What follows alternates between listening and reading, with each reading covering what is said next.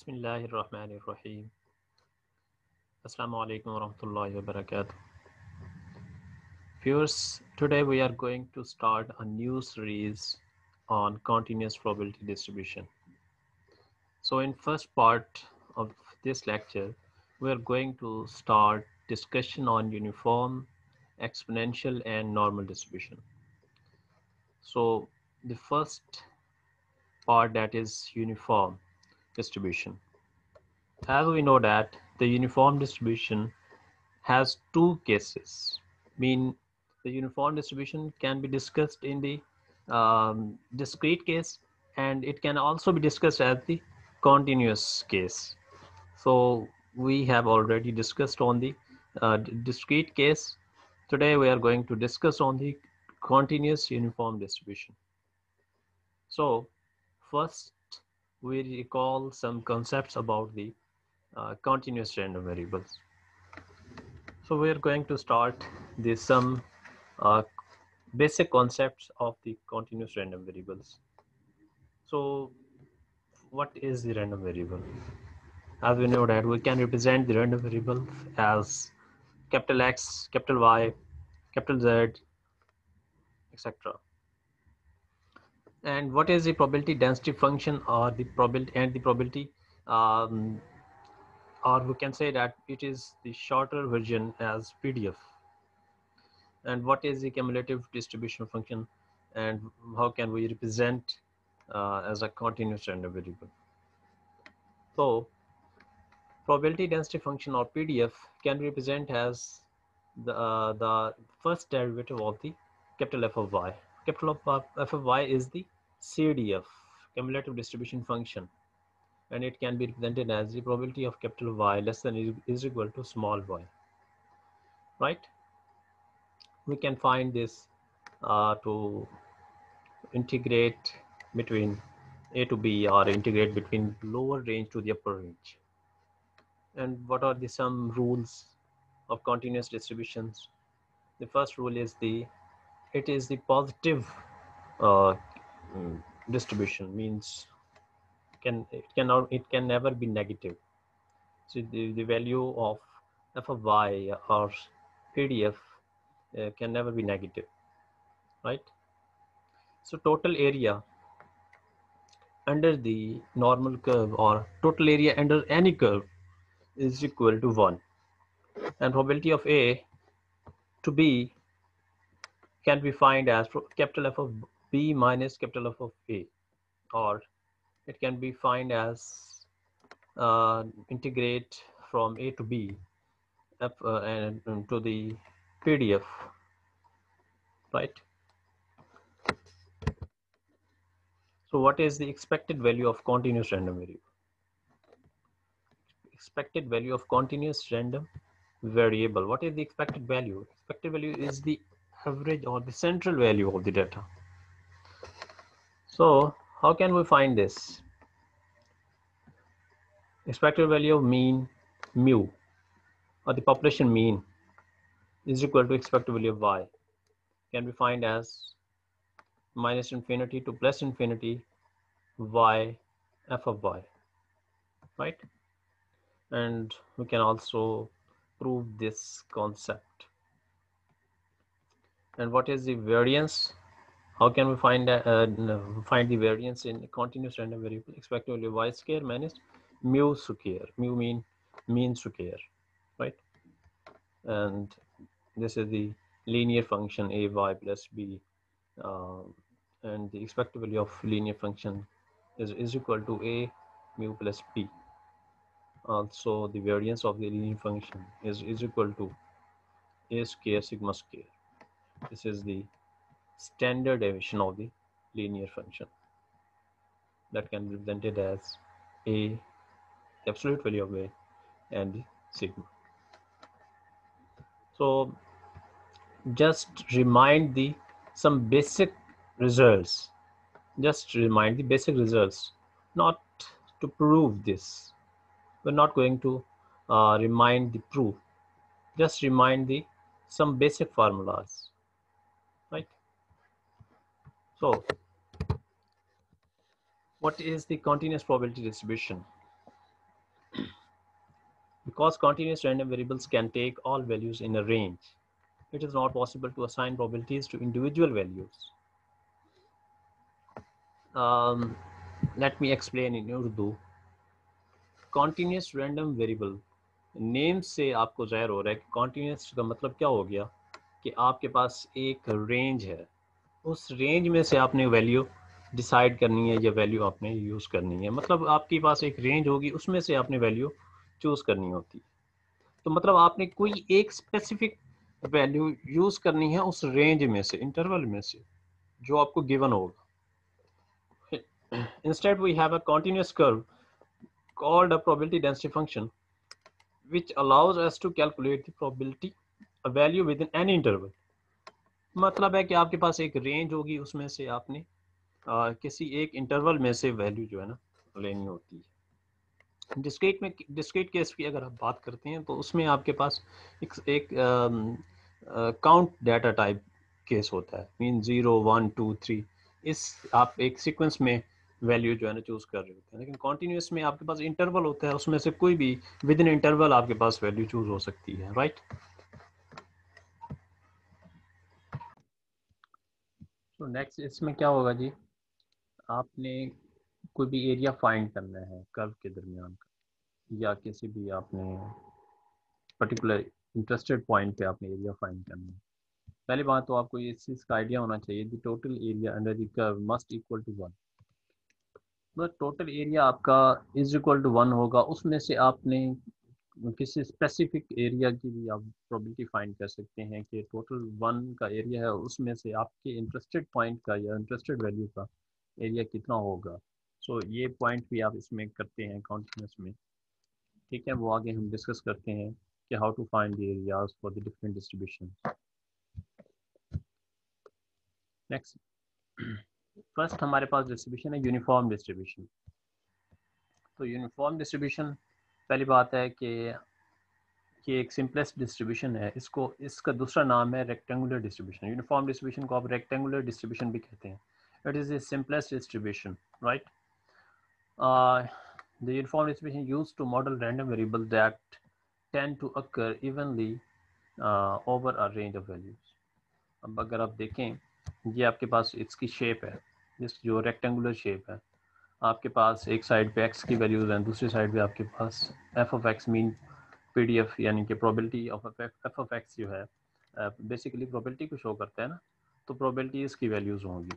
तो a आपके पास कोई भी एक स्पेसिफिक वैल्यू है, b भी कोई स्पेसिफिक वैल्यू, उसके दरमियान का जो एरिया शो करेगा वो रेक्टेंगुलर टाइप एक शेप बनाएगा। और ये जो एरिया फाइंड करते हैं आप, राइट, ये बेसिकली आपके पास यूनिफॉर्म के थ्रू एरिया फाइंड आउट होगा। मींस ये 1 और b minus a basically f of x की वैल्यूज़ होंगी, ये आप इससे फाइंड करेंगे। सो इसको कैसे फाइंड करते हैं वो भी हम देखते हैं। Probability of any interval of values proportional to its width use to generate simulate. ये सबसे ज़्यादा यूज़ होती है ये डिस्ट्रीब्यूशन रैंडम वेरिएबल को जनरेट करने के लिए। देखिए ना, आप रिसर्च करते हैं, रिसर्च पॉइंट ऑफ व्यू से अगर आप नोट करें तो सबसे ज़्यादा ये डिस्ट्रीब्यूशन यूज़ होती है रैंडम नंबर्स को जनरेट करने के लिए। तो डिफरेंट वेरिएबल्स आपने जनरेट कराने होते हैं, तो जिसमें इंडिपेंडेंट ऑब्जर्वेशन जो है, स्पेशली इंडिपेंडेंट वेरिएबल्स जो है वो आप यूज़ जनरेट कराते हैं यूनिफॉर्म के through. So different point of view से आप इसको यूज़ करते हैं, लेकिन मेन पॉइंट ये होता है कि आप यूनिफॉर्म डिस्ट्रीब्यूशन के through mostly random numbers generate कराते हैं फ्रॉम ए टू बी। मतलब आपके एरियाज डिफरेंट हो सकते हैं। Used as non informative prior in many Bayesian analysis. इसको आप बेसियन एनालिसिस में भी यूज़ करते हैं। सो ज़्यादा डिटेल हम इसकी नहीं देखना चाह रहे, सिर्फ हमें ये पता होना चाहिए डिस्ट्रीब्यूशन कहाँ यूज़ होती है और इसका फंक्शन क्या है, राइट। इसका PDF क्या है, इसका CDF क्या है, और इसका मीन वेरिएंस, ये चीज़ें आपको पता होनी चाहिए। सो द मीन हम कैसे फाइंड करते हैं वो भी हम देखेंगे। f of y बेसिकली आपके पास PDF है, फंक्शन है कॉन्टिन्यूस यूनिफॉर्म डिस्ट्रीब्यूशन का, जो कि इक्वल होता है 1 और b माइनस a के, और इसकी जो रेंज है वो a to b लाई करती है, राइट। a यानी कोई भी वैल्यू हो सकती है, b भी कोई वैल्यू हो सकती है, या हम इसको फर्दर देखेंगे। और अगर इस रेंज से हटके हम अगर कोई वैल्यू फॉर एग्जांपल हमारे पास आ जाए तो आपका जो फंक्शन होगा वो 0 के इक्वल आ जाए। यानी इस रेंज में ही आपका अगर वैल्यू लाई करेगी y की तो वो 1/b माइनस a के इक्वल होगा। So capital F of y, इसको आप CDF कहते हैं, उसकी डिफरेंट रेंजेस होती हैं। एक तो आपके पास जो लोअर रेंज है उससे अगर कोई लोअर वैल्यू होगी तो लें तो वो 0 के इक्वल होगा, और अपर रेंज से अपर वैल्यू यानी कि ये जो अपर रेंज है जो कि b आपके पास है, अगर y की वैल्यू b से भी अबव हो जाए तो वो इज इक्वल टू 1 हो जाएगा, यानी कि आपकी फाइनल वैल्यू जो होगी वो 1 की इक्वल होगी, और जो सबसे स्मॉलर वैल्यू होगी यानी कि लेस देन a अगर आप कोई वैल्यू लेते हैं तो वो 0 के इक्वल होगा। और विद इन इंटरवल अगर कोई वैल्यू लेंगे या जो विद इन इंटरवल आपकी वैल्यूज लाइज करेंगी, वो आपका CDF का जो फंक्शन होगा वो क्या बनेगा, y minus a over b minus ए। सो ये इसकी शेप है, रेक्टेंगुलर शेप बनती है, ये चीज़ भी आपको याद होनी चाहिए। उसके बाद आपकी इसकी कुछ एक्सपेक्टेशंस देखते हैं कि किस तरह एक्सपेक्टेशंस फाइंड आउट होती हैं और क्या इसकी जो है ना फार्मूला डिराइव करते हैं हम। सो पहला आपके पास है expected value of y। Expected value of y किसके इक्वल होता है, a प्लस बी ओवर 2। कैसे फाइंड करते हैं, ये प्रोसेस आपके सामने गिवन है, प्रोसीजर आपके पास सामने गिवन है। आपको जो याद होना चाहिए, expected value of y which is equal to mean यानी mu a plus B over 2 या b plus a over 2। Expected value of y square जो कि वेरिएंस फाइंड करने के लिए यूज होता है, वो किसके इक्वल आएगा, वो भी फाइंड करने के बाद आपको ये वैल्यू का आइडिया हो जाएगा कि a square plus b square plus ab over 3। And variance of y कैसे फाइंड किया जाता है, expected value of y square minus expected value of y which is equal to mu इसका स्क्वायर, ठीक है, होल का स्क्वायर। सो इसको अगर वैल्यूज आप इसमें सब्स्टिट्यूट करते हैं तो आपके पास आंसर आ जाएगा b minus A whole square over 12।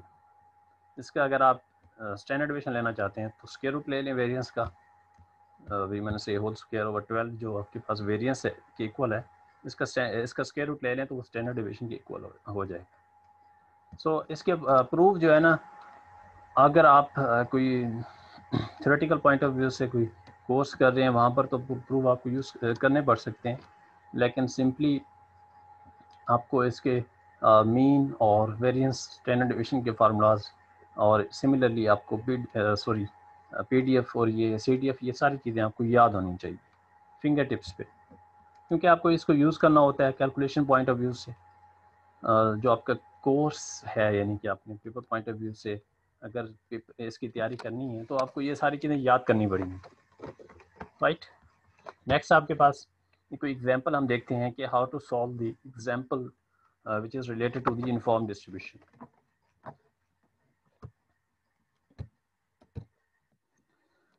Suppose x has a continuous uniform distribution over the interval 1.5 to 5.5.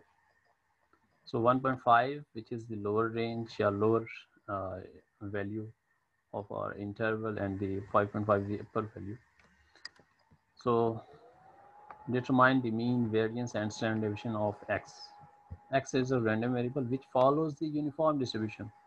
तो हमें पता चल गया है कि x जो है ना रैंडम वेरिएबल है जो कि फॉलो कर रहा है यूनिफॉर्म डिस्ट्रीब्यूशन को, और ये आपको इंटरवल गिवन है। आपको पता है यूनिफॉर्म डिस्ट्रीब्यूशन की रेंज लाई कर रही होती है a टू b। सो ये है उसकी रेंज गिवन है, और आपने फाइंड करना है mean, variance and standard division of x। What is probability of x less than 2.5। So x less than 2.5 का एरिया फाइंड करना है। इसको हम देखते हैं कैसे फाइंड करते हैं। पहले तो हम मीन फाइंड कर लेते हैं। तो मीन का फार्मूला अभी हमने डिराइव किया है। let me remind you, expected value of y is equal to a plus b over 2। a plus b, a 1.5 के इक्वल है और 5.5 b के, यानी कि ये b के इक्वल हो गया। सो a प्लस b या b प्लस a को आप करके डिवाइड करें 2 पे तो आंसर आता है 3.5। And what is the variance of x। Variance of x का फार्मूला अगर आप रिमाइंड करें तो वो किसके इक्वल आता है, b माइनस ए होल स्क्वायर ओवर 12, राइट जी, b माइनस ए, ये b है आपके पास 5.5 माइनस ए 1.5 होल स्क्वायर ओवर 12, सॉल्व करें 3.4 आता है, सॉरी 3 डिवाइड बाई 4 आता है। And standard division of x अगर फाइंड करना है तो अपने वेरिएंस ऑफ x का स्क्वायर रूट ले लेना है विच इज़ 3 और 4, इसको स्क्वायर रूट लेने के बाद 0.866 इसका आंसर आ जाता है। लास्ट आपने फाइंड करना है जी what is probability of X less than 2.5। So 2.5 से लेस का एरिया फाइंड करना है। मीन देखें टोटल एरिया 1.5 से 5.5 के दरमियान का एरिया। अब आपने 2.5 का एरिया लेस यानी 2.5 से लेस देन का एरिया फाइंड करना है। इट मींस 1.5 आपका लोअर एरिया है यानी लोअर वैल्यू है। सो 1.5 टू 2.5 तक का एरिया आपने फाइंड करना है। सो इसका मतलब क्या हो गया कि आपने lower range to upper range तक इसको, अपर रेंज कौन सी होगी 2.5 होगी ना, क्योंकि 2.5 तक का एरिया हमने फाइंड करना है। तो इसको आपने इंटीग्रेट करना है 1.5 टू 2.5। नेक्स्ट आपने 1 ओवर बी माइनस ए, देखें आपके पास फंक्शन है एफ ऑफ वाई का 1 ओवर बी माइनस ए। सो बी माइनस ए करेंगे तो बी माइनस ए आपके पास जब उसको करेंगे तो आएगा 0.25। ठीक है, 1 ओवर बी माइनस ए जब हम इसको डिवाइड करेंगे बी माइनस ए करके 1 से डिवाइड करेंगे तो आपके पास आंसर आएगा 0.25। इसको इंटीग्रेट करें, 0.25 कांस्टेंट है, 1 इंटीग्रेट होगा एक्स के साथ बन जाएगा और इसमें जो लिमिट है वो आप इसमें सब्स्टिट्यूट करेंगे तो आंसर आ जाएगा 0.25। राइट, तो ये सब सिंपल इसकी एग्जांपल थी यूनिफॉर्म डिस्ट्रीब्यूशन की। नेक्स्ट आपके पास एक यूनिफॉर्म डिस्ट्रीब्यूशन की एक और एग्जांपल है जो बेसिकली क्लास प्रॉब्लम से मैंने इसको लिंक किया, यानी कि आपने खुद इसकी सॉल्यूशन को थोड़ा सा फर्दर आपने खुद इसकी डिस्कशन करनी है खुद से कि कैसे आप इसको फाइंड करेंगे। तो यहाँ पर कुछ आंसर्स तो आपके सामने हैं, मैंने इसकी सारी चीज़ें जो है ना फाइंड कर ली हैं, लेकिन आपने इसको देखना है कि आपने ये कैसे फाइंड किया और इसकी वैल्यूज़ आपने ये कैसे फाइंड किया। राइट, ये सारी चीज़ें आप इसको देखिएगा थोड़ा। थोड़ा सा मैं रीड कर लेता हूँ। The thickness of a flange on a aircraft component is uniformly distributed between 0.95 and 1.05 millimeters. So ये आपको रेंज गिवन है, लोअर रेंज अपर रेंज आपको वैल्यू गिवन है। आपने सबसे पहले डिटरमाइन करना है CDF यानी क्यूमुलेटिव डिस्ट्रीब्यूशन फंक्शन। ठीक है, तो अब आपने डेफिनेटली एक्स पहले लेट करना है। एक्स सेलेक्ट करने के बाद आपने फिर इसके CDF फाइंड करना है। CDF आपको पता है कैसे फाइंड आउट होता है। CDF का फार्मूला भी आपको गिवन है y minus a over b minus y is random variable, x भी आप डिनोट कर सकते हैं y की जगह पे। सो y माइनस ए करेंगे, उसको डिवाइड करेंगे b माइनस ए से, तो आपके पास जो वैल्यू आएगी बेसिकली वो आपके पास डिफरेंट रेंजेस से लाई करेंगे। देखें सबसे आपको पता है कि जब lower range to less value लेंगे तो 0 आएगा और upper range to upper value लेंगे तो 1 आएगा। ये तो आपको कंफर्म है। बीच में ये वाली जो वैल्यू है ये आपने उसी फार्मूला से वैल्यू फाइंड कर ली है। ठीक है, इसी तरह आपने ये स्पेसिफिक जो है ना रेंज से रिलेटेड वैल्यू फाइंड कर ली है। उसी तरह ये आपके पास इसकी सोल्यूशन अवेलेबल है, इसको थोड़ा सा आप काइंडली देख लीजिएगा। सो नेक्स्ट हमारे पास है exponential distribution. So exponential distribution भी एक कॉन्टिन्यूस डिस्ट्रीब्यूशन है। इसको हम देखते हैं कि ये कैसे आप इसको करेंगे, इसका फंक्शन क्या है और इसकी शेप कैसी होती है। तो एक्सपोनेंशियल डिस्ट्रीब्यूशन में एक बात तो क्लियर है कि इसकी जो शेप होगी वो राइट स्क्यूड होगी। राइट स्क्यूड मीन पॉजिटिव होगी, पॉजिटिव साइड पे शेप लाई कर रही होगी। ठीक है, ये इसको हम इसकी शेप को भी देखते हैं कि किस तरह होगी। सबसे पहले हम इसको देख लेते हैं कि ये डिस्ट्रीब्यूशन का फंक्शन क्या है और कैसे इसको आप बेसिकली रिप्रेजेंट करते हैं। राइट स्क्यू डिस्ट्रीब्यूशन, ठीक है, with maximum at y equal to 0। So maximum value y equal to 0 होगी और उससे आगे जब आप जाएंगे तो वो राइट स्क्यूड पे लाई करेगी। Random variable can only take on positive values, means definitely जब राइट स्क्यूड होगी इसका मतलब पॉजिटिव साइड पे वैल्यूज हैं, तो वेरी बात है इसकी जो वैल्यू रैंडम वेरिएबल होगा वो पॉजिटिव वैल्यूज ही लेगा। Used to model inter-arrival times or distance for a Poisson process. So एक चीज़ इम्पॉर्टेंट है कि Poisson process और एक्सपोनेंशियल डिस्ट्रीब्यूशन का एक फंक्शन का जो आपस में लिंक है, रिलेशन है, वो भी हम देखेंगे कि ये कैसे यूज़ होता है। तो यानी बेसिकली इसका जो वेरिएबल है बेसिकली रैंडम वेरिएबल वो भी फॉलो करेगा टाइम या डिस्टेंस वेरिएबल, तो उसको भी हम लिंक देखेंगे इसका। So F of Y basically PDF है, वो किसके इक्वल होगा 1 over theta e raise to minus Y over theta. So theta is a parameter of the exponential distribution. Theta की जगह पे आप कुछ और भी लिख सकते हैं. Means you can also represent it as lambda. So 1 over lambda e raised to minus y over lambda. And y greater than 0. Y is the range. So इसकी रेंज 0 से अबव होगी डेफिनेटली, क्योंकि ये पॉजिटिव राइट स्क्यूड पे होगा तो definitely 0 से ही above value लेगा. तो इसकी रेंज हमेशा 0 टू इन्फिनिटी लाई करेगी. ठीक है. उसके बाद capital F of Y means probability sorry cumulative distribution function यानी CDF, वो किसके इक्वल होगा. इसको अगर फाइंड करना चाहें वो भी आपके सामने इसका प्रूफ गिवन है. सो वो इक्वल होगा 1 minus e raise to minus Y over theta. So y is the random variable and the theta is a parameter. Theta की जगह पे आप कोई और वैल्यू भी कोई और पैरामीटर भी यूज़ कर सकते हैं. लैम्डा जैसा कि हो गया, या अल्फ़ा या बीटा या समथिंग एल्स. ठीक है. तो ये बेसिक इन्फॉर्मेशन थी इसकी एक्सपोनेंशियल डिस्ट्रीब्यूशन की. क्योंकि इससे पहले हमने यूनिफॉर्म डिस्ट्रीब्यूशन को डिस्कस किया. यूनिफॉर्म डिस्ट्रीब्यूशन में 2 पैरामीटर्स थे, ए और बी.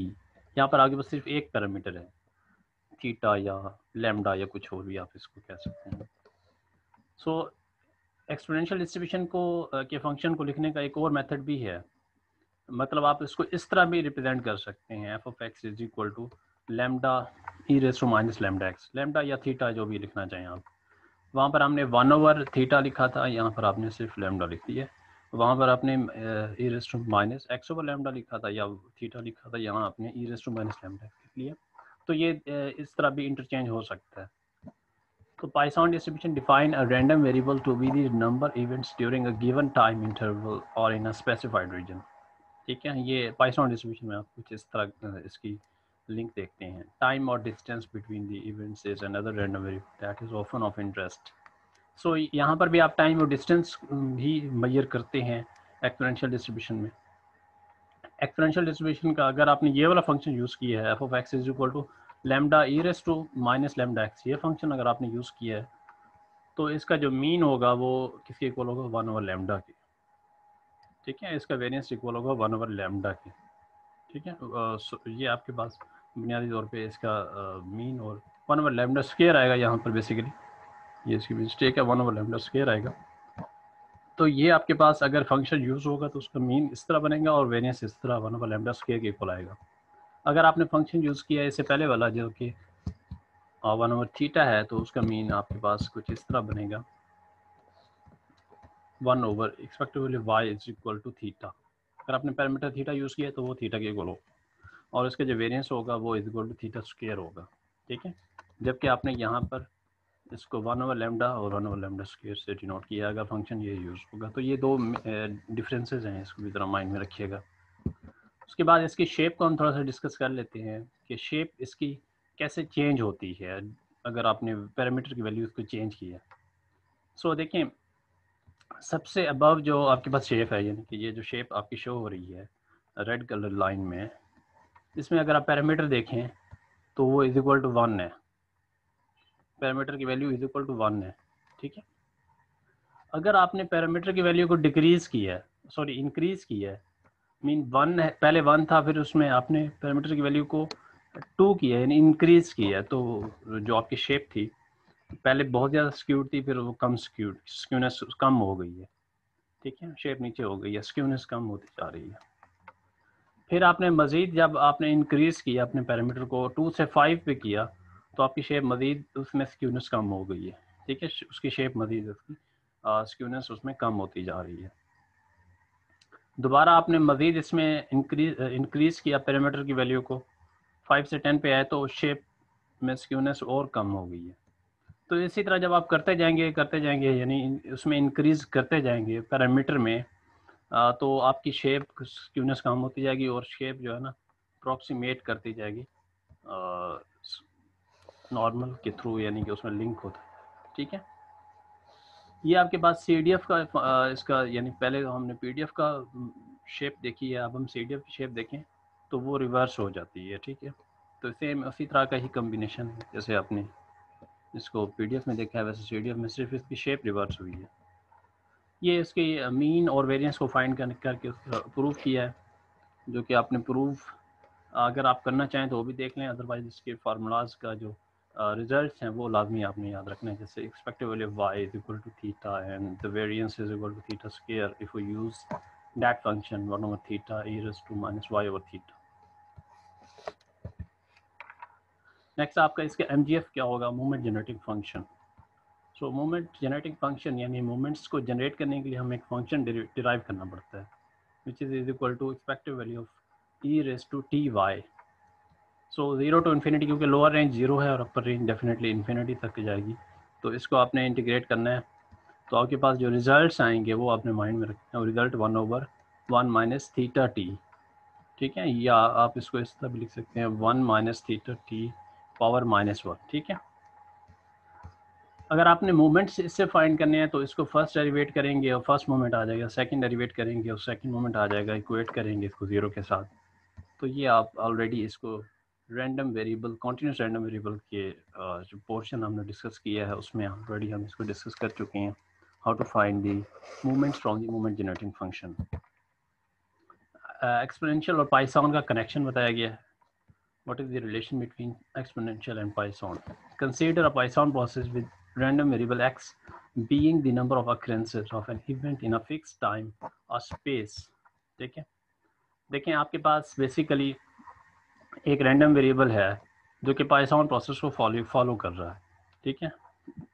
x एक रैंडम वेरिएबल है, पाइथन प्रोसेस को फॉलो कर रहा है, और y एक और आपके पास डिस्टेंस वेरिएबल है, या यूँ भी कह सकते हैं कि वो टाइम या स्पेस को फॉलो कर रहा है, ठीक है। तो उसमें आप इसका कनेक्शन अगर आप देखें तो एक्सपोनेंशियल को और बेसिकली पाइथन को आपने कैसे लिंक किया है उसका आपके सामने प्रूफ गिवन। सो प्रूफ इतना इम्पॉर्टेंट नहीं है, लेकिन जो एक्सपोनेंशियल केस है बेसिकली वो कॉन्टिन्यूस का केस है, और जो पाइथन का केस है बेसिकली वो डिस्क्रीट रैंडम वेरिएबल का केस है। सो डेफिनेटली जब आप डिस्क्रीट वेरिएबल में जा रहे होंगे तो आपने पाइथन यूज़ करना है, जब आप कॉन्टिन्यूस वेरिएबल में डील कर रहे होंगे तो एक्सपोनेंशियल यूज़ करेंगे हम। कुछ हम इसी एग्जांपल को डिस्कस करते हैं कि how to solve the examples related to the exponential distribution।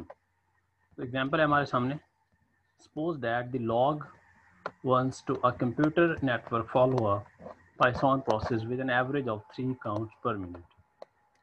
तो ये आपको एक पाइथन प्रोसेस का क्वेश्चन गिवन है, लेकिन डेफिनेटली कॉन्टिन्यूस रैंडम वेरिएबल है, उसमें आपने 3 काउंट्स पर मिनट आपको एवरेज उसकी गिवन है।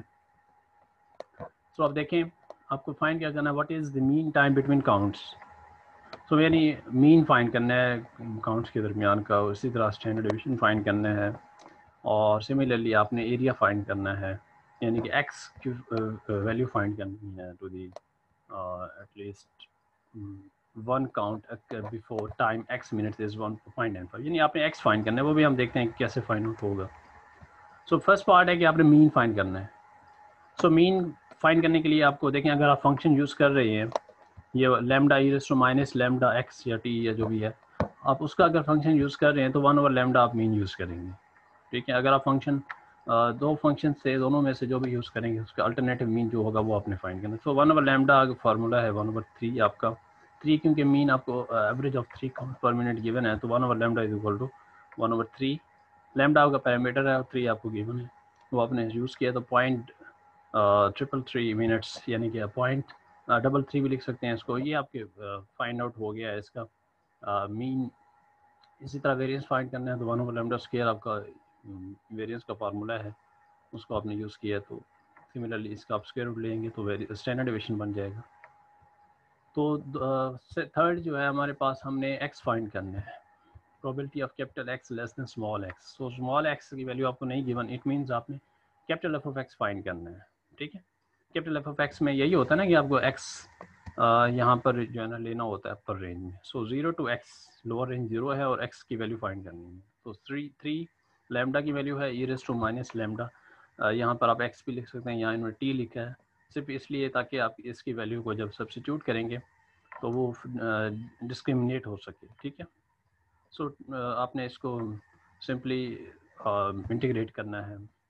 इसका ये जो कैपिटल एफ ऑफ एक्स का जो फार्मूला था वो भी आप सिंपली डायरेक्ट यहाँ पर फार्मूला यूज़ कर सकते हैं, ठीक है, ये उसी के इक्वल है, अगर आप देख सकें उसको तो उसके इक्वल हो जाएगा। सो ये इज इक्वल टू 0.95। देखिए यहाँ पर इन्होंने यहाँ बता दिया है टाइम x मिनट्स इज 0.95। सो इसको आपने इज इक्वल टू 0.95 किया क्योंकि ये आपको गिवन था इन्फॉर्मेशन। अच्छा 0.95 अब करने के बाद आपने x फाइंड करना है, ये जो x है तो इसको आपने सॉल्व करना है। ठीक है, ये आपका उस साइड पे चला जाएगा, 0.95 इधर आ जाएगा 0.05। ठीक है, फिर इसको आपने इसका बोथ साइड पे लॉग ले लेना है और सिमिलरली इसको सॉल्व करना है तो आपके पास x इज इक्वल टू 0.9986 आ जाएगा। तो ये आपने फाइंड करना था, ये आपको इंफॉर्मेशन आपने फाइंड करनी थी। ठीक है, नेक्स्ट आपके सामने एक और एग्जांपल है, इसको भी आप ट्राई कीजिएगा। इसमें आपने क्या करना है, probability that you do not receive a message during a 2 hours period, ये आपने फाइंड करना है, यानी x ग्रेटर देन 2 फाइंड करना है। ठीक है, what is the expected time between your 5th and 6th message, तो इट मीन्स आपने मीन फाइंड करना है। ये आपने इसको क्योंकि डेफिनेटली आपको एग्जांपल की बना दी, time between the arrival of electronic message at your computer exponentially distributed, वो उन्होंने बता दिया कि एक्सपोनेंशियल डिस्ट्रीब्यूशन फॉलो कर रहा है with a mean of 2 hours. तो मीन आपको गिवन है, यानी आपको पैरामीटर की वैल्यू भी गिवन है। सो आपने पैरामीटर फंक्शन अगर ये यूज़ किया है तो डेफिनेटली आपको पता है उसका मीन किसके इक्वल होगा। तो ये सारी चीज़ें आपने सॉल्व कर लेना है इसको एज इट इज़, जैसे हमने प्रीवियसली कॉन्सेप्ट को डेवलप किया। सो कि आपको ये क्वेश्चन क्लियर हो गया होगा। नेक्स्ट आपके सामने है normal distribution. So normal distribution सबसे ज़्यादा इम्पॉर्टेंट डिस्ट्रीब्यूशन है। इसमें काफ़ी सारी चीज़ें हैं जो प्रॉब्लमेटिक हो सकती हैं। ठीक है, और ये सबसे ज़्यादा ये एक ऐसी डिस्ट्रीब्यूशन है जो बहुत सारे डिस्ट्रीब्यूशंस को लिंक कर जाती है, यानी मोस्टली डिस्ट्रीब्यूशंस फॉलो कर जाती है नॉर्मल डिस्ट्रीब्यूशन को। तो जैसे जैसे आप अपने पैरामीटर्स की वैल्यू को इंक्रीज करते हैं आपकी डिस्ट्रीब्यूशन मोस्टली फॉलो कर जाती है नॉर्मल डिस्ट्रीब्यूशन को। या आप यूँ भी कह सकते हैं कि आपके अगर n इंक्रीज कर जाए, n इंक्रीज होता जाए तो आपकी डिस्ट्रीब्यूशन नॉर्मल को फॉलो कर जाती है। तो ये सबसे इम्पॉर्टेंट डिस्ट्रीब्यूशन है और एक इन्फ्रेंशियल स्टैटिस्टिक्स में हम बहुत ज़्यादा यूज़ करते हैं। ठीक है, तो हमारे पास डिस्ट्रीब्यूशन की इंफॉर्मेशन हम रीड करते हैं। पहली बात है, इसको आप गाउसियन डिस्ट्रीब्यूशन भी कह सकते हैं क्योंकि इसको गाउसियन स्टैटिस्टिशियन थे, उन्होंने इसको अप्रोच किया था फर्स्ट टाइम, इसलिए इसको गाउसियन डिस्ट्रीब्यूशन का नाम भी आप दे सकते हैं। फर्दर आपके पास इसका जो कर्व होता है वो बेल शेप्ड होता है। ठीक है, इस डिस्ट्रीब्यूशन का जो कर्व होता है वो बेल शेप्ड होता है, यानी बेल की तरह का होता है। उसको भी हम देखते हैं कि वो किस तरह की शेप होती है। और इसको आप बायोलॉजिकल फिनोमिना में बहुत ज़्यादा यूज़ कर सकते हैं, इलेक्ट्रिकल फिनोमिना में यूज़ कर सकते हैं, और भी बहुत सारे इसके यूजेज हैं वो हम देखेंगे। Many estimators have approximate normal sampling distribution. ठीक है, बहुत सारे एस्टिमेटर्स जो है ना वो अप्रॉक्सीमेट करते हैं नॉर्मल सैम्पलिंग डिस्ट्रीब्यूशन को, तो उसमें आप यूज़ करते हैं सेंट्रल लिमिट थ्योरम भी यूज़ कर सकते हैं। सेंट्रल लिमिट थ्योरम भी आपका लिंक करता है use to approximate discrete probability distribution. आप देखें ना, बहुत सारी डिस्क्रीट प्रोबेबिलिटी डिस्ट्रीब्यूशन है जो अप्रॉक्सीमेट हो जाती है नॉर्मल के। देखें जैसे फॉर एग्जांपल बाइनोमियल डिस्ट्रीब्यूशन है, वो फॉलो करती है नॉर्मल को, हालांकि वो डिस्क्रीट केस है और ये कॉन्टिन्यूस केस है, फिर भी ये दोनों फॉलो करती हैं। इसी तरह पाइथन का भी अप्रॉक्सीमेशन है नॉर्मल के साथ, तो वो भी हम देखेंगे। ठीक है, इसकी जो बेसिक्स है ना कि ये सबसे ज़्यादा यूज़ होती है स्टैटिस्टिकल इन्फ्रेंस में। इन्फ्रेंशियल स्टैटिस्टिक्स में क्या करते हैं हम, सैम्पल बेसिस की बुनियाद पे हम अपनी पॉपुलेशन को क्या करते हैं, प्रिडिक्ट करते हैं। ठीक है, ये इसका जो फंक्शन है इसको हम देखते हैं कि 1/2 पाई सिग्मा स्क्वायर। देखें, सबसे इंपॉर्टेंट चीज़ होती है, पहले तो आपको ये पता होना चाहिए कि डिस्ट्रीब्यूशन में पैरामीटर कौन से हैं। 2 पैरामीटर हैं इस डिस्ट्रीब्यूशन में, एक वेरिएंस या सिग्मा स्क्वायर, दूसरा आपके पास म्यू या मीन। 2 पैरामीटर्स हैं, मीन एंड सिग्मा स्क्वायर। इसमें 2 पैरामीटर हैं, म्यू और सिग्मा स्क्वायर। ठीक है, बाकी इसका कंप्लीट फंक्शन आपको रिमाइंड रखना पड़ता है हमेशा। ठीक है, दूसरी इसकी जो रेंज है वो हमेशा -∞ टू +∞ लाई करती है, यानी कि ये जो है ना डिस्ट्रीब्यूशन ये दोनों साइड पे हो सकती है, पॉजिटिवली स्क्यूड भी हो सकती है, नेगेटिवली स्क्यूड भी हो सकती है। ठीक है, यानी कि माइनस साइड पे भी इसका डाटा हो सकता है, प्लस साइड पे भी हो सकता है। और ये पैरामीटर की जो रेंज है वो भी म्यू की रेंज -∞ टू +∞ हो सकती है, और जो स्टैंडर्ड डिवीजन है वो ऑलवेज पॉजिटिव होता है, इसलिए ग्रेटर देन 0 है। ये आपके सामने एक फंक्शन की लिखा हुआ है कि एक्सेल में इसको कैसे परफॉर्म किया जाता है। तो ये कमांड है आपके सामने जो आप एक्सेल में इसको रन कर सकते हैं। होप सो कि आपको इसका बेसिक यानी कि कॉन्सेप्ट क्लियर हो गया होगा कि ये डिस्ट्रीब्यूशन क्यों इम्पोर्टेंट है। नेक्स्ट हमारे सामने कुछ इसकी शेप को हम डिस्कस कर लेते हैं। ये शेप है जी हमारे सामने एक सबसे पीक जो शेप है, इसमें देखते हैं कि कौन से पैरामीटर की वैल्यू पे ये सबसे पीक डिस्ट्रीब्यूशन थी। यहाँ पर देखिएगा कि ये म्यू की वैल्यू जो है ना अगर 100 होगी और जो वेरिएंस है वो भी आपका 100 होगा तो आपकी शेप सबसे ज़्यादा पीक्ड है। अगर आपका जो मीन है वो 100 रहे और वेरिएंस आपका 400 हो जाए, इट मींस 100 to 400 इंक्रीज कर लो आप अपना वेरिएंस को, तो आपकी डिस्ट्रीब्यूशन जो है ना क्या हो जाएगी, फ्लैटर हो जाएगी। इट मींस आपकी पीक डिस्ट्रीब्यूशन कब थी, जब आपकी वेरिएंस की वैल्यू क्या है वो लोअर थी, और जब आप जैसे ही आपने अपना वेरिएंस इंक्रीज किया तो आपकी डिस्ट्रीब्यूशन की शेप जो है ना वो क्या होगी, फ्लैटर हो गई है। सिमिलरली अगर आप देखें इसको मज़ीद इंक्रीज़ किया जाए, पहले आपने 400 किया, अब हम 400 to 900 अपनी शेप की वैल्यू को इंक्रीज़ कर दें, इट मींस स्टैंडर्ड डेविएशन को इंक्रीज़ कर दें, तो हमारे पास जो इसकी शेप है वो मज़ीद फ्लैटर हो जाएगी। ये येलो डिस्ट्रीब्यूशन को देखिएगा, जो आपके येलो शेप है, तो शेप तो हमारी सिमेट्रिक रहेगी। सिमेट्रिक का मतलब होता है कि शेप तो हमारी नॉर्मल ही रहेगी, ठीक है, लेकिन हमारी शेप फ्लैटर या पीक्ड हो सकती है। सिमेट्रिक तो है लेकिन ये मज़ीद फ्लैटर हो गई है। इसी तरह ये आपने मज़ीद म्यू को चेंज करके देखा, उसका भी इफेक्ट देखा। तो ये हम इफेक्ट चेक कर रहे हैं कि अगर जैसे जैसे आपकी पैरामीटर की वैल्यू इंक्रीज करे या डिक्रीज करे उसका क्या इफेक्ट होता है हमारी शेप पर। तो डेफिनेटली एक्स एक्सिस पे आपने वाई लिया और वाई एक्सिस पे आपने प्रोबेबिलिटीज़ ली हैं, फंक्शन की वैल्यू ली है जो कि आपके पास नॉर्मल के थ्रू सॉल्व हुई है। तो ये आप इसको प्रूव भी कर सकते हैं किसी भी सॉफ्टवेयर के थ्रू।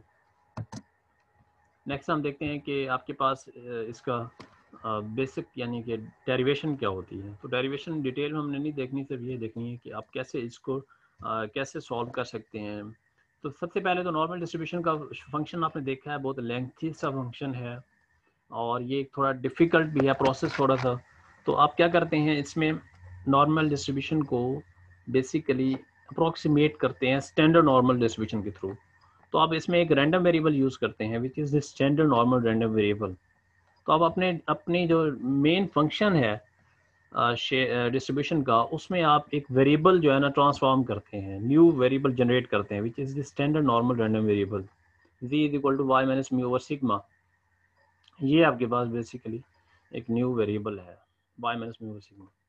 सो आपने क्या किया, एक नया वेरिएबल जनरेट कराया जिसको आप z कहते हैं which follow normal distribution, standard normal distribution.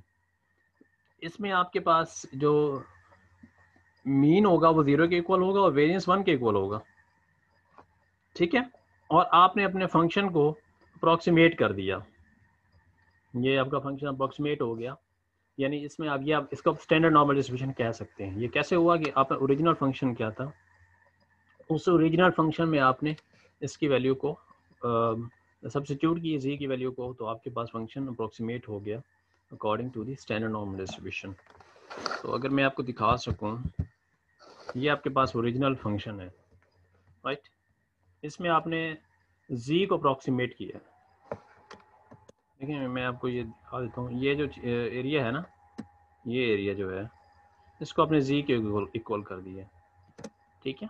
ये आपके z को इक्वल हो गया, z is equal to x, यहाँ पर y यूज़ करें तो y आप यूज़ करेंगे y minus mu over sigma, ठीक है। सो डेफिनेटली यहाँ पर तो स्क्वायर है, तो आप इसको यानी कि सॉरी यहाँ आप स्क्वायर ना लिखिएगा, इसको आप यूँ कर सकते हैं, इस पूरे फंक्शन को आप स्क्वायर ले लें तो जी स्क्वायर बन जाएगा, ठीक है। तो यानी कि बेसिकली ये जो स्क्वायर के अलावा वाले टर्म है इसको आपने जी का नाम दे दिया, और अगर इसको होल का स्क्वायर ले लें तो जी स्क्वायर बन जाएगा, तो ये इसी टर्म के इक्वल हो जाए। तो आपने यही कुछ किया, एक नया रैंडम वेरिएबल जनरेट कराया है जिसको आप जी कहते हैं, और जी जो है ना फॉलो कर रहा है स्टैंडर्ड नॉर्मल डिस्ट्रीब्यूशन को जिसका मीन 0 है और वेरिएंस 1 के इक्वल है। ऑप्शन के आपको ये समझ आ गया होगा पॉइंट। तो अब हम दोबारा उसी चीज़ पे उसी पॉइंट पे आते हैं।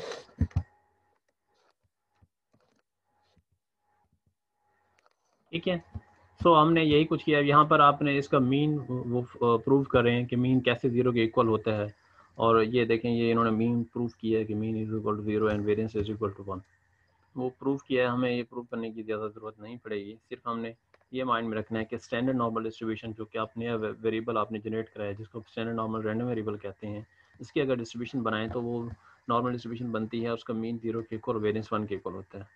अगर आप इसी वेरिएबल में वैल्यूज़ सब्स्टिट्यूट कर दें, देखें v is equal to Y minus mu. Mu किसके इक्वल है? 0 के इक्वल। ठीक है, स्टैंडर्ड डिवीजन किसके इक्वल है? 1 के equal. So z is equal to y. ठीक है, तो ये हमने यानी कि इसमें अप्रॉक्सीमेशन की है कि आपका v y के इक्वल हो जाएगा। आप देखें y जब v के इक्वल होगा तो डेफिनेटली आपकी डिस्ट्रीब्यूशन उसके इक्वल ही हो जाएगी, यानी कि आपने y को अप्रॉक्सीमेट करना है g के थ्रू। तो ये बेसिक आपकी डेरिवेशन थी। सेकेंडली आपको ये इस चीज़ का आइडिया होना चाहिए कि इसका जो MGF है, मोमेंट जनरेटिंग फंक्शन है, वो किसके इक्वल है। ये मोमेंट जनरेटिंग फंक्शन भी आप प्रूव कर सकते हैं इसको सॉल्व करने करके। ठीक है, वो बेसिकली इस फंक्शन के इक्वल होता है। ये चीज़ आपने माइंड में रखनी है कि फंक्शन आपने याद रखना है, म्यू और सिग्मा स्क्वायर इसमें पैरामीटर यूज़ हो रही हैं। ठीक है, ये फंक्शन आपने याद रखना है। तो ये बेसिक यानी कि इसका MGF का फंक्शन है जो कि आपने कहीं ना कहीं आपको यूज़ करना पड़ सकता है, ये भी आपको याद रखना पड़ेगा। ठीक है, अब ओरिजिनल आपको पता चल गया है कि जब आपके पास वेरिएबल y है या x है, जब आप वो यूज़ कर रहे होते हैं उसको आप इस तरह लिखते हैं, रीड करते हैं। y फॉर एग्जांपल यूज़ कर रहे हैं random variable, it is read as, यानी आप यूँ कह सकते हैं y is normally distributed with mean mu and variance sigma square. तो ये आप डिनोट कर रहे हैं अपने रैंडम वेरिएबल को, उसको रीड किस तरह करते हैं, y is normally distributed with mean mu and variance sigma square. So इसका म्यू मीन जो है ना y का या x का, यहाँ पर अगर x यूज़ करें तो आप इसको x भी लिख सकते हैं। ठीक है, सो x का जो मीन होगा, अगर वो x फॉलो कर रहा है नॉर्मल डिस्ट्रीब्यूशन को, तो उसका मीन म्यू के इक्वल होगा और वेरिएंस सिग्मा स्क्वायर के इक्वल होगा। उसको आपने कैसे लिखा है, ये दो चीज़ें हमने यहाँ पर इसको यहाँ इस तरह लिखा है। ठीक है, सो डेफिनेटली ये बात भी प्रूव हो गई है कि जब आप ओरिजिनल रैंडम वेरिएबल यूज़ करेंगे तो उसका मीन म्यू के इक्वल होगा, वेरिएंस सिग्मा स्क्वायर के इक्वल होगा। लेकिन जब आप अप्रॉक्सीमेट करेंगे z को x के या y के इक्वल, ठीक है, तो उसमें जो है ना z फॉलो करेगा हमारा नॉर्मल डिस्ट्रीब्यूशन को जिसका मीन क्या होगा 0 और वेरिएंस 1 के इक्वल होगा। ठीक है, इसको हम प्रूव कर चुके हैं ऑलरेडी ये प्रीवियस स्लाइड में। राइट, अब देखें ये हमारे सामने कुछ शेप है। जब हमारे पास सिग्मा स्क्वायर यानी वेरिएंस की वैल्यू 1 थी तो शेप हमारी पीक थी, ये बोले। ठीक है, जब आपकी सिग्मा स्क्वायर की वैल्यू इंक्रीज कर रही है तो आपकी जो शेप है वो फ्लैटर होगी। इसका मतलब क्या हो गया, पैरामीटर इंक्रीज करने से शेप फ्लैटर हो जाती है। सो ये इसमें कॉन्सेप्ट था, इसको हम डिटेल से डिस्कस कर चुके हैं। एक्स क्या है जी हमारे पास, इसकी कुछ डिटेल इंफॉर्मेशन है, उसको भी हम देख लेते हैं कि कुछ एरिया होता है उसको हमने देखना है कि देखें अब फॉर एग्जांपल आपने इसको कह सकते हैं एम्पिरिकल प्रॉपर्टी है ये नॉर्मल डिस्ट्रीब्यूशन की। पहली बात तो है total area under the curve is 1। ये प्रॉपर्टी है कि टोटल एरिया जो है ना वो 1 के इक्वल होता है हमेशा। ठीक है, उसके बाद इसकी 2 टेल्स होती हैं, एक लेफ्ट टेल और एक राइट टेल होती है। अब लेफ्ट साइड पे माइनस वाली वैल्यूज होती हैं और राइट साइड पे प्लस वाली वैल्यूज होती हैं। सो जब म्यू माइनस सिग्मा, देखिए लेफ्ट साइड पे वो कह रहा है कि अगर आप आएंगे म्यू से, ये दरमियान में हमेशा म्यू होता है, it is symmetric about mu. ठीक है, it is symmetric about mu. लेकिन नॉर्मल डिस्ट्रीब्यूशन का मीन, मीडियन और मॉड इक्वल होता है हमेशा, ऑलवेज। ठीक है, सो ये आपके पास मिड में अगर म्यू है तो डेफिनेटली मीडियन भी और मॉड भी म्यू के इक्वल होगा। So yes, it is symmetric about mu, so या अबाउट मीन। तो लेफ्ट साइड पे म्यू माइनस सिग्मा और राइट साइड पे mu plus sigma, equal distance है म्यू माइनस सिग्मा से म्यू तक का इक्वल डिस्टेंस है। और ये म्यू माइनस सिग्मा और म्यू प्लस सिग्मा के दरमियान का जो एरिया वो 68%।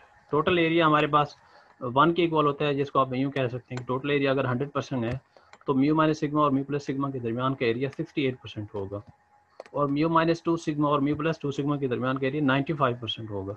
ठीक है, सिमिलरली म्यू माइनस 3 सिग्मा और म्यू प्लस 3 सिग्मा के दरमियान का एरिया 99.7% अप्रॉक्सीमेट हो सकता है। ठीक है, तो ये इंफॉर्मेशन थी, इसको भी हमेशा अपने माइंड में रखना चाहिए। नेक्स्ट हमने कैसे एरिया फाइंड करना होता है, कैसे हमने प्रोबेबिलिटीज फाइंड करनी होती हैं। ठीक है, उसके लिए हमें एक टेबल यूज़ करना पड़ता है, जो स्टैंडर्ड नॉर्मल टेबल भी उसको कह सकते हैं, जी टेबल के नाम से वो जाना जाता है। सो हमने पहले अपने रैंडम वेरिएबल को रैंडम जो वेरिएबल है ओरिजिनल, हमारा फॉर एग्जांपल वाई या एक्स है, उसको आपने एक न्यू वेरिएबल में ट्रांसफॉर्म किया, जिसको आप डिनोट करते हैं जी से। ठीक है, जी वेरिएबल से। ठीक है, इसमें म्यू 0 के इक्वल है और वेरिएंस 1 के इक्वल है। ठीक है, और इसका अगर CDF फाइंड करें तो वो इस तरह होता है। इसमें टेबल जो यूज़ होगा वो स्टैंडर्ड नॉर्मल टेबल यूज़ होगा, जो कि हमारे क्यूमुलेटिव प्रोबेबिलिटी वैल्यूज़ को फाइंड करने में हेल्प करेगा। ठीक है, use the following random variable z to standardize और नॉर्मल डिस्ट्रीब्यूशन इनटू नॉर्मल। देखिए ना, अब हमारे पास ओरिजिनल अगर नॉर्मल डिस्ट्रीब्यूशन है, ये हमारे पास उसकी शेप है, और इसी तरह स्टैंडर्ड नॉर्मल डिस्ट्रीब्यूशन की शेप है।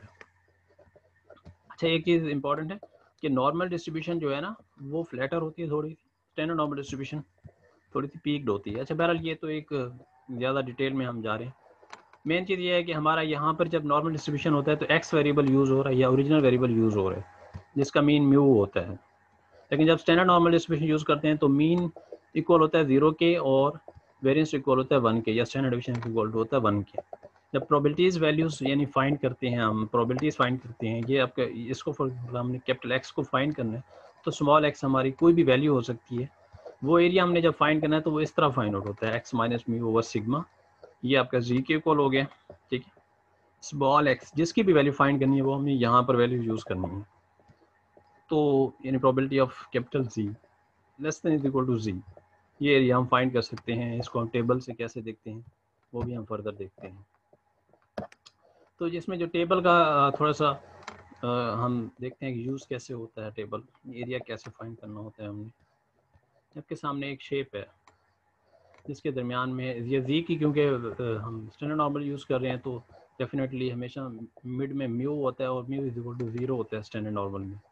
फॉर एग्जांपल हमने ये शेडेड एरिया फाइंड करना है, शेडेड एरिया की वैल्यू फाइंड करनी। टोटल एरिया तो 1 के इक्वल हो गया ना, टोटल एरिया 1 के इक्वल हो गया अंडर द कर्व, लेकिन हमने शेडेड एरिया की वैल्यू फाइंड करनी है। वो शेडेड एरिया 1.5 है, लेट्स यहाँ लिखा हुआ भी है सपोज जी इक्वल 1.5।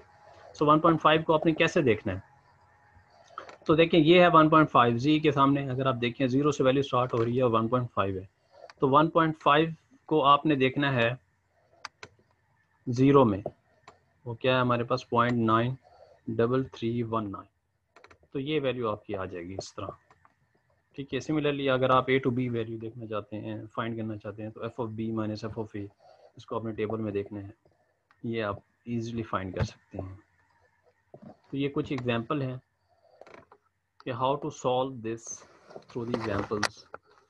जब हम सॉल्व करेंगे तो हमेशा हम शेप लाजमी बनाएंगे, शेप के बगैर हमारी क्वेश्चन सॉल्व नहीं हो सकता। ठीक है, अब देखें ये हमारे सामने एक क्वेश्चन है, इसको हम देखें कैसे फाइंड करते हैं। Find probabilities that a random variable having the standard normal distribution will take a value between 0.87 and 1.28। तो हमने ये एरिया फाइंड करना है कि 0.87 to 1.28 एरिया कैसे फाइंड करना है। ठीक है, ये हमारे पास फॉलो किसको कर रहा है, स्टैंडर्ड नॉर्मल डिस्ट्रीब्यूशन, यानी z की वैल्यूज आपको गिवन है, ये z है, x नहीं है, क्योंकि उन्होंने कह दिया कि it is a variable having the standard normal distribution will take on a value 0.87 to 1.28। तो डेफिनेटली जब आप एरिया फाइंड करेंगे बिटवीन 0.87 to 1.28, ये तो आप ये फाइंड करना चाह रहे हैं, यानी probability of a to b, ये एरिया फाइंड करना चाह रहे हैं। सो इसको जब हम सॉल्व करते हैं F of B minus F of A, ये फार्मूला यूज़ करेंगे हम। ठीक है, सो 0.87 to 1.28 आपने इसमें इसी फार्मूला में लिखना है, तो वो इज इक्वल टू होगा capital F of B minus capital F of A. तो 1.2 को 8 कॉलम में देखेंगे तो उसकी वैल्यू आपकी, यानी स्टैंडर्ड नॉर्मल टेबल यूज़ करेंगे तो 0.8997 आ जाएगा। सिमिलरली 0.8 को 5 में देखेंगे तो आपके पास 0.8078 आ जाएगा। इनको माइनस करेंगे तो 0.0919। अच्छा, ये इंपॉर्टेंट चीज़ है कि इसके साथ साथ शेप भी बनानी है। यहाँ पर ज़रा शॉर्ट करने के लिए शेप नहीं बनाई गई, लेकिन आपने शेप लाजमी बनानी है। बिल्कुल उसी तरह जैसे अभी आपको यहाँ पर मैंने ये बताया है कि आपने एक चीज़ को, ये फॉर एग्जांपल यहाँ आपने कह दिया ये बी है और ये ए है, तो ए और बी के दरमियान का एरिया आपने फाइंड करना है, उसको आपने शेड कर लेना है, ठीक है। तो इस तरह से आपने एरियाज फाइंड करने हैं। Similarly F of 0.62 minus F of -0.3, जब भी कोई भी वैल्यू माइनस में हो, ये याद रखिएगा, माइनस वाली वैल्यू हमेशा आप जब फाइंड करेंगे तो पॉजिटिव वाले कॉलम में या टेबल में आप देख सकते हैं उसको इजीली। तो ये चीज़ें डिटेल में आप इसको सारी एग्जांपल सॉल्व कर सकते हैं इजीली। सिमिलरली आप ये भी फाइंड कर सकते हैं, अगर आपने probability of x less than 11 find करना, देखें अब यहाँ पर आप x यूज़ हो रहा है। पहले हमारा जो ये भी एग्जांपल हमने किए हैं, इसको z यूज़ किया हमने, तो z को टेबल में यानी सिर्फ हमने देखना था और कुछ भी नहीं करना था। यहाँ आपका x यूज़ हो रहा है तो पहले आपको x क्या करना पड़ेगा, ट्रांसफॉर्म करना पड़ेगा। अब इसमें आपको क्या गिवन है, x is normally distributed with a mean of 5 and a standard deviation of 4. Determine the following probability of x less than 11, probability of x greater than 0, 3 to 7 and, ठीक है। तो पहले तो आपको x को ट्रांसफॉर्म करना पड़ेगा। तो जब x को ट्रांसफॉर्म करेंगे तो वो पहले x को आपने z में ट्रांसफॉर्म करना। देखिए ये z में ट्रांसफॉर्म किया, ये डायरेक्ट लिखा हुआ है, इसको कैसे ट्रांसफॉर्म करते हैं ये भी मैं आपको एक्सप्लेन करता हूँ।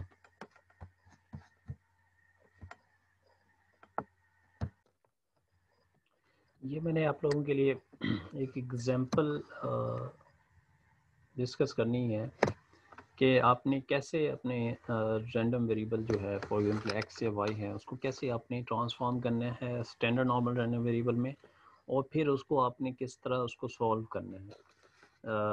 टेबल में भी कैसे वैल्यूज़ देखनी है, एक थॉरली एक एग्जांपल हम देखते हैं। सपोज इसको रीड करते हैं। Suppose the number of a particular type of bacteria in samples of 1 ml of drinking water tend to be approximately normally distributed with mean mu is equal to 85 and sigma square is equal to 81. So इसमें आपको दो information given है। एक तो उन्होंने कहा है कि आपका जो रैंडम वेरिएबल है वो नॉर्मली डिस्ट्रीब्यूशन को फॉलो कर रहा है, ठीक है। सेकंड उन्होंने आपको म्यू भी दे दिया और वेरिएंस भी दे दिया है, ठीक है, यानी गिवन है आपको। और आपने फाइंड आपको एक और इन्फॉर्मेशन गिवन है कि जो बैक्टीरिया है वो आपको 1 ml जो ड्रिंक होगा किसी भी वाटर का उसमें वो कितना पाया जा सकता है, ये चीज़ हमने देखनी है। What is the probability that a given 1 ml sample will contain more than 100 bacteria. देखें ये चीज़ हमने फाइंड करनी है कि आपके पास 1 ml वाटर है, उसका एक सैंपल गिवन है, तो उसमें मोर देन 100 बैक्टीरिया की प्रोबेबिलिटी फाइंड करनी है हमने कि मोर देन 100 बैक्टीरिया कितना उसमें पॉसिबिलिटी है कि वो पाए जा सकते हैं, उसकी क्या जो है ना प्रोबेबिलिटी हम वैल्यू फाइंड करेंगे मोर देन 100 बैक्टीरिया की, ठीक है। तो उसके लिए हमने यानी बेसिकली फाइंड करना है probability of x greater than is equal to 100। आपको गिवन है म्यू और वेरिएंस। सो म्यू आपको गिवन है 85 और वेरिएंस गिवन है 81, उसका आपने स्क्वायर रूट लिया तो वो स्टैंडर्ड डिवीजन बन गया, ठीक है। तो अब आपने ये एरिया फाइंड करना है, बेसिकली जो शेडेड एरिया है ये हमने फाइंड करना है, ठीक है। फाइंड दिस एरिया, ये हमने एरिया फाइंड करना है। अब देखें ना 100 से ग्रेटर का एरिया फाइंड करना है। So to find probability of x greater than 100, we need to evaluate the area under the normal curve to right of x is equal to 100. So हमें देखें अगर यहाँ पर for example x या यहाँ definitely mu है तो x is equal to 85 है, तो राइट साइड पे वैल्यू इंक्रीज करेगी ना, डिक्रीज तो नहीं करेगी। इस साइड पे जाएंगे तो डिक्रीज करेगी और राइट साइड पे जाएंगे तो आपकी वैल्यू हमेशा इंक्रीज करेगी। तो ये डेफिनेटली 100 अगर फॉर एग्जांपल यहाँ लाइक कर रहा है तो इससे अबव वैल्यू आपकी क्या हो सकती है वो हम फाइंड करना है। तो डेफिनेटली इसका एरिया फाइंड करना है हमने, पहले इस वेरिएबल को हमने ट्रांसफॉर्म करना है। ये देखिएगा अगर आपने ट्रांसफॉर्म करना है x को z में, ठीक है, x इज इक्वल टू 100 अगर होगा तो करस्पॉन्डिंग वैल्यू z की क्या बनेगी। तो z का फार्मूला है x minus mu over sigma. So z1 लिखें या सिंपल z लिखें, और यहाँ पर भी अगर आप यहाँ z लिखेंगे तो सिंपल यहाँ पर x लिखेंगे, x minus mu over sigma. तो म्यू आपको गिवन है, सिग्मा भी गिवन है, ये आपने वैल्यूज यूज करनी है और जी की वैल्यू फाइंड कर ली है विच इज 1.67। ठीक है, अब आपने इसको ट्रांसफॉर्म कर लिया है कि x ग्रेटर देन 100 अगर आपने फाइंड करना है तो x को आपने z में ट्रांसफॉर्म करनी है विच इज 1.67। सो 1.67 से ग्रेटर का एरिया आपने फाइंड करना है। सो 1.67 से अगर ग्रेटर एरिया फाइंड करना चाह रहे हैं तो आपने कंप्लीमेंटेशन रूल जो है ना यूज़ करना है। तो 1 minus probability of z less than 1.67 यानी ग्रेटर देन का एरिया फाइंड करना है, तो आप 1 में से लेस देन का एरिया फाइंड कर लेस देन का एरिया माइनस कर लें तो डेफिनेटली आप एरिया फाइंड कर सकते हैं 1.67 का। सो ये तो टेबल का एरिया हम देखते हैं कैसे फाइंड करना है। पहले तो आप ये देख लें, देखिए आपने ये शेप ज़रा समझ लीजिएगा, ये आपके हमेशा स्टैंडर्ड नॉर्मल रैंडम वेरिएबल जो है ना जी, उसके दरमियान में हमेशा मीन होता है, वो हमेशा ज़ीरो होगा। तो आप डेफिनेटली राइट साइड पे जाना है ना, क्योंकि हमने 1.67 विच इज़ आप कह सकते हैं अगर x की वैल्यू लेंगे तो 100 है और अगर z की वैल्यू लेंगे तो 1.67 होगा। इससे अबव वैल्यू आपने फाइंड करनी है। तो हमने क्या किया, 1 में से ये वाला एरिया माइनस कर दिया। ठीक है, ये है 1 में से आपने ये जो शेडेड एरिया नहीं है इसका एरिया माइनस करेंगे तो आपको ये एरिया आ जाएगा। ठीक है, तो ये आ जाएगा 0.0475। ठीक है, अब आप देखें क्या आपके पास फाइंड आउट हो गया कि 1 ml सैंपल में से आपकी प्रोबेबिलिटी क्या है, कितनी हो गई है कि आपके पास 100 मोर देन 100 बैक्टीरिया। अब देखें 1 ml सैंपल में मोर देन 100 बैक्टीरिया की प्रोबेबिलिटी कितनी है, 0.0475। सो ये आपके क्वेश्चन सॉल्व हो गए हैं। देखें अब क्वेश्चन ये है कि आपने किस तरह ये 1.67 की टेबल की वैल्यू यूज़ की है। अब देखें आपने टेबल यूज़ किया है तो उसको हम देख लेते हैं। ये आपके पास फॉर एग्जांपल ये टेबल है, इसमें आपने 1.6 को देखना है 7 में, क्योंकि 1.67 आपके पास था। सो 1.6 आपने इसको देखना है 0.07 में, तो उसके सामने वाली वैल्यू क्या आ जाएगी, 0.925 सर्कल किया हुआ है। इस वैल्यू को आपने यूज़ करना है टेबल से। ये टेबल अगर आप पेपर दे रहे हैं तो डेफिनेटली आपको ये टेबल पेपर में गिवन होगा। इसके अलावा एक और एग्जांपल भी आप फाइंड कर सकते हैं। फॉर एग्जांपल ये एग्जांपल है आपके सामने। ठीक है, इस एग्जांपल को आप सॉल्व कर सकते हैं इजीली। ये डेफिनेटली अब आपको प्रोसेस पता चल गया, आप खुद भी कर सकते हैं, तो उसका आंसर 0.228 आ जाएगा। ठीक है, ये भी आपके सामने एक एग्जांपल है, IQ स्कोर है। उसमें आपको म्यू और सिग्मा गिवन है। आपने फाइंड करना है what is the proportion of person having IQ between 80 to 120। अब आपने 80 to 120 एरिया फाइंड करना है, इसको भी थोड़ा सा देख लेते हैं हम। अभी इसमें देखें आपको दो वैल्यूज़ गिवन है, एक आपके पास x1 और एक आपके पास x2। ठीक है, ये दोनों रैंडम वेरिएबल हैं और फॉलो करें नॉर्मल डिस्ट्रीब्यूशन। तो अब आपके पास let x1 is equal to 80 and x2 is equal to 120। अब आपने ये एरिया फाइंड करना है। ठीक है, ये फॉर एग्जांपल आपके पास डिस्ट्रीब्यूशन है, नॉर्मल डिस्ट्रीब्यूशन। इसमें दरमियान में हमेशा मीन होता है और ये आपके लेफ्ट साइड पे 80 और राइट साइड पे 1। ठीक है, जब स्टैंडर्ड नॉर्मल यूज़ करते हैं तो लेफ्ट साइड में माइनस की वैल्यू होती है, वो भी हम देखते हैं। तो ये आपने बेसिकली एरिया फाइंड करना है। तो स्टैंडर्ड नॉर्मल डिस्ट्रीब्यूशन में इसको पहले अप्रॉक्सीमेट करेंगे। तो अप्रॉक्सीमेट किस तरह होगा, यहाँ पर आप पहले Z1 फाइंड करेंगे। Z1 is equal to x1 minus μ1। ठीक है, ओवर सिग्मा 1। अगर आप इसका सिग्मा, क्यों डेफिनेटली वहाँ पर तो आपको म्यू और सिग्मा सिर्फ एक रैंडम वेरिएबल का गिवन है, तो आप ये ना लिखिए, सिर्फ आप mu x1 minus mu over sigma, ये आपको लिखने की ज़रूरत नहीं है। ठीक है, तो अब आपने सिंपल क्या करना है, x1 80 और आपको म्यू की वैल्यू क्या गिवन है, 100 है। ठीक है, और सिग्मा की वैल्यू आपको कितने गिवन है, वो 81 है शायद।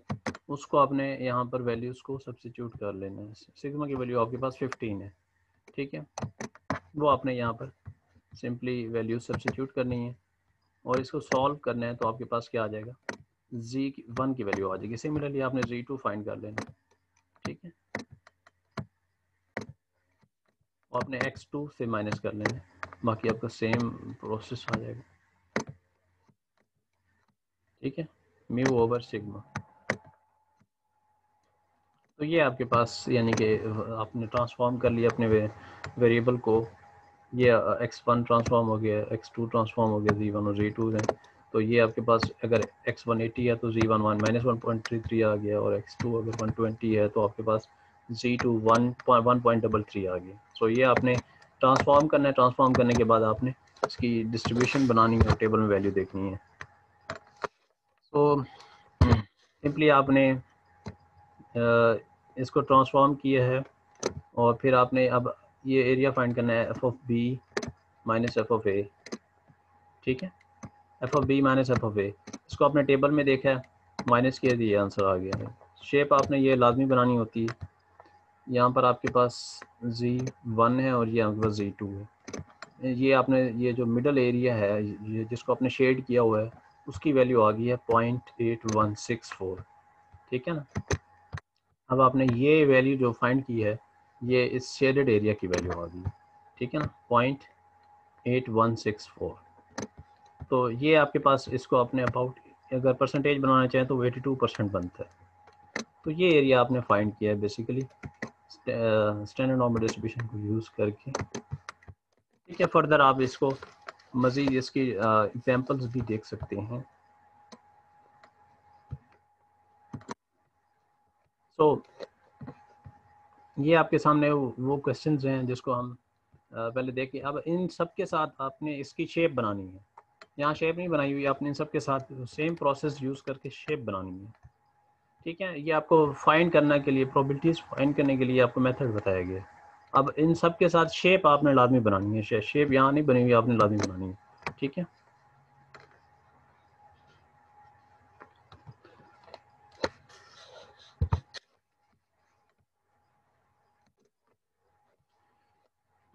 राइट। तो आपने इन सब की क्वेश्चंस को, यानी कि ये तो आपको सिर्फ प्रोबेबिलिटीज फाइंड करने के लिए बताया गया। प्रैक्टिकल क्वेश्चंस आपके सामने मैंने डिस्कस किए हैं कुछ, तो किस तरह के कोई क्वेश्चन हो सकते हैं प्रैक्टिकली, और इन सब को आपने थॉरली यानी कि शेप के साथ इन क्वेश्चंस को सॉल्व करना है। इसमें टेबल आपने यूज़ करनी पड़ेगी। फर्दर आपको सिर्फ दो चीज़ें अब इसमें रह गई हैं, हम डिस्कस करना चाह रहे हैं कि normal approximation of binomial distribution, कि आपको इस चीज़ का आइडिया होना चाहिए कि बाइनोमियल डिस्ट्रीब्यूशन नॉर्मल में कैसे अप्रॉक्सीमेट हो सकती है। सो इसमें आपने एक चीज़ माइंड में रखना है कि जब आपके पास n लार्ज हो जाए, क्योंकि देखें बाइनोमियल के आपके पास दो पैरामीटर्स होते हैं, एक n और p। अब अगर n अगर लार्ज हो जाता है तो आपके पास बाइनोमियल प्रोबेबिलिटीज़ को फाइंड करने में मुश्किल होती है। देखें फॉर एग्जांपल अगर n आपके पास 5 है, 10 है, तो आप इजीली वैल्यूज़ फाइंड कर सकते हैं। लेकिन अगर आपके पास n फॉर एग्जांपल 100 आ जाता है, तो आप 100 टाइम अपने एक्सपेरिमेंट को कैसे रिपीट करेंगे बाइनोमियल में, क्योंकि उसमें तो आपके पास n और p डिफरेंट होते जाएंगे, तो आपके पास वैल्यूज़ भी चेंज होती हैं, तो आपको बहुत मुश्किल हो सकती है बाइनोमियल के थ्रू उसको सॉल्व करने में। तो जब जैसे n लार्ज हो जाता है तो हमारी डिस्ट्रीब्यूशन अप्रॉक्सीमेट हो जाती है नॉर्मल के लिए। तो इसीलिए आपको इस बात का आइडिया होना चाहिए, जब n लार्ज हो जाए, एंड लार्ज से मुराद क्या है वो भी हम डिस्कस करते हैं, तो ऐसे सिचुएशन में आपको अप्रॉक्सीमेट जो है ना अप्रॉक्सीमेशन यूज़ करनी पड़ सकती है नॉर्मल डिस्ट्रीब्यूशन की, ठीक है। तो ये अगर देखें अब अप्रॉक्सीमेशन यूज़ करनी है तो किस पर यूज़ करनी है। अब x एक रैंडम वेरिएबल है जो कि बाइनोमियल रैंडम वेरिएबल है, यानी बाइनोमियल डिस्ट्रीब्यूशन को फॉलो कर रहा है, जिसका आपने स्टैंडर्ड नॉर्मल रैंडम वेरिएबल बनाना है x minus n p. N p आपके पास म्यू के इक्वल है, और ये आपके देखें आपको पता है z equal to x minus mu over sigma होता है ना। तो ऐसे सिचुएशन में आपने ये म्यू के इक्वल वैल्यू आती है बाइनोमियल की, mu is equal to n p होता है, ठीक है। लेकिन आपके पास रैंडम वेरिएबल है z is equal to x minus mu over sigma, ठीक है। Sigma mean standard division. अब आपको पता है कि जब आप बाइनोमियल डिस्ट्रीब्यूशन यूज़ करते हैं तो उसमें म्यू आपके इक्वल होता है एन पी के, ठीक है। सेम चीज़ आपने यहाँ पर की है कि आपने सिर्फ म्यू की वैल्यू सब्स्टिट्यूट कर दी है, और अगर आप देखें तो सिग्मा की आपके पास वैल्यू होती है एम पी क्यू, ठीक है, उसका स्क्वायर रूट। अगर आप एन पी क्यू लेंगे तो वो वेरिएंस होगा, अगर आप इसका स्क्वायर रूट ले लेंगे तो वो स्टैंडर्ड डिवीजन के इक्वल हो जाएगा। तो सिंपली आपने यहाँ पर वैल्यू सब्स्टिट्यूट कर दी है। ये एन पी ये एन पी बेसिकली इक्वल है म्यू के, ठीक है, और ये बेसिकली आपका पूरा टर्म जो है ये स्टैंडर्ड डिवीजन के इक्वल है, जो कि आपके सामने यहाँ रैंडम वेरिएबल में कुछ इस तरह यूज़ होता है, राइट। सो आप स्टैंडर्ड नॉर्मल डिस्ट्रीब्यूशन में इसको यूज़ करके अप्रॉक्सीमेट कर सकते हैं नॉर्मल डिस्ट्रीब्यूशन को बाइनोमियल के साथ। सो अब ये किस वक्त अप्रॉक्सीमेशन आप यूज़ करेंगे, जब एन पी ग्रेटर देन हो जाए 5 के और एन क्यू भी ग्रेटर देन हो जाए 5 के। तो ऐसे सिचुएशन में आप अपनी शेप जो है ना यूज़ कर सकते हैं, यानी आई मीन आप बाइनोमियल को पाइथन के थ्रू, सॉरी नॉर्मल डिस्ट्रीब्यूशन के थ्रू अप्रॉक्सीमेट कर सकते हैं, राइट। ये दो आपकी कंडीशंस हैं कि जब एन और पी को मल्टीप्लाई करें वो ग्रेटर देन 5 हो जाए, और एन और क्यू को आप मल्टीप्लाई करें वो भी 5 के ग्रेटर देन हो जाए, तो ऐसे सिचुएशन में आप ये अप्रॉक्सीमेशन यूज़ करेंगे और रिजल्ट भी अच्छे देगा, ठीक है, और इसकी एक्यूरेसी भी अच्छी हो जाएगी। ये भी आपके सामने एक इसकी इंटरवल आप यूज़ किया है।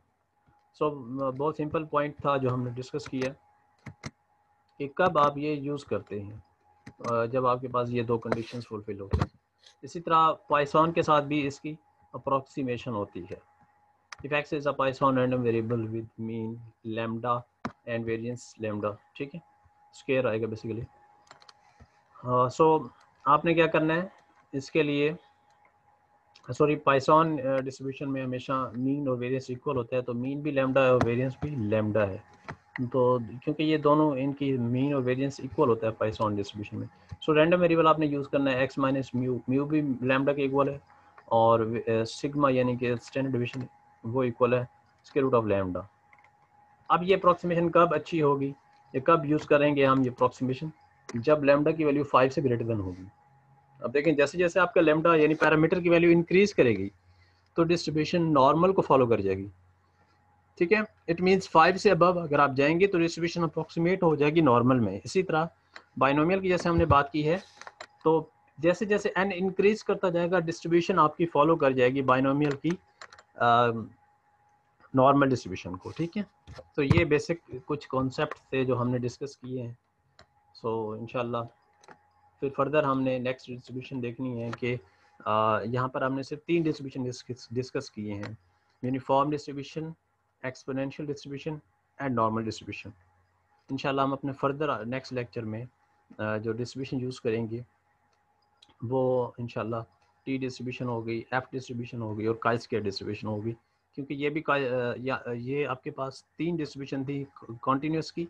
फर्दर नेक्स्ट जो आपकी डिस्ट्रीब्यूशन है कॉन्टीन्यूस की वो हमें नेक्स्ट लेक्चर में इंशाल्लाह डिस्कस करेंगे। सो इंशाल्लाह अगर इससे रिलेटेड आपको क्वेश्चन हो तो आप पूछ सकते हैं। नेक्स्ट लेक्चर इंशाल्लाह हम अपना लेंगे फर्दर, जो आपके पास 3 टाइप्स हैं नेक्स्ट फर्दर कॉन्टीन्यूस डिस्ट्रीब्यूशन, उसको डिस्कस करेंगे। यहाँ पर अगर आप नोट करें तो हमने इन अप्रॉक्सीमेशंस की कोई प्रैक्टिकल एग्जांपल नहीं की, लेकिन वो इसलिए नहीं की कि क्योंकि हम देख चुके हैं ऑलरेडी बाइनोमियल और पाइथन के क्वेश्चंस को। सिर्फ उसमें आपने ये देखना है कि अगर एन पी ग्रेटर देन 5 हो रहा है तो आपने ये रैंडम वेरिएबल यूज़ करना है, बाकी आपका प्रोसेस सेम रहेगा। इसी तरह आपने पाइथन में भी ये रैंडम वेरिएबल यूज़ करना है, बाकी प्रोसेस सेम रहेगा जैसे हमने नॉर्मल डिस्ट्रीब्यूशन को सॉल्व किया। ओके जी, इंशाल्लाह नेक्स्ट मिलते हैं अपने लेक्चर में। अल्लाह हाफिज़।